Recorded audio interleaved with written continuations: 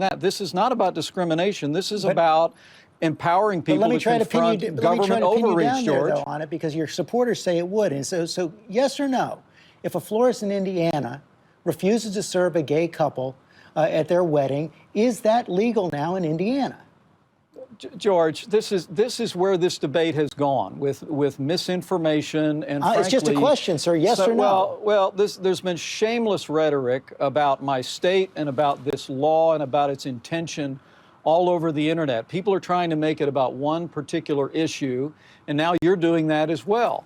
The issue here, the Religious Freedom Restoration Act has been on the books for more than 20 years.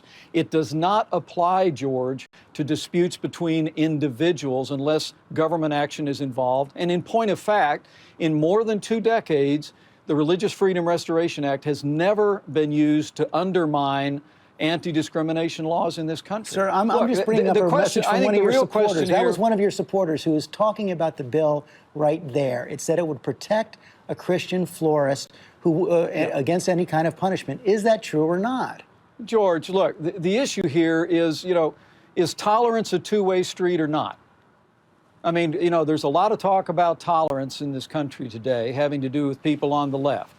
But here Indiana steps forward to protect the constitutional rights and privileges of freedom of religion for people of faith and families of faith in our state.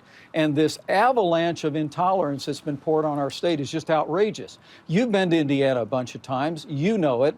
There are no kinder, more generous, more welcoming, more hospitable people in America than in the 92 counties of Indiana.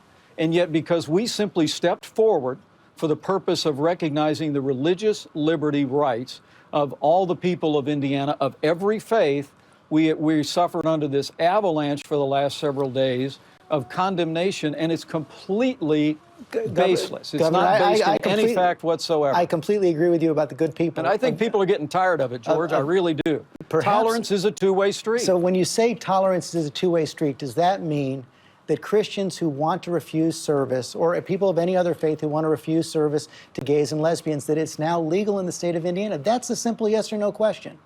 George, the question here is if there is a government action or a law that an individual believes impinges on their religious liberty,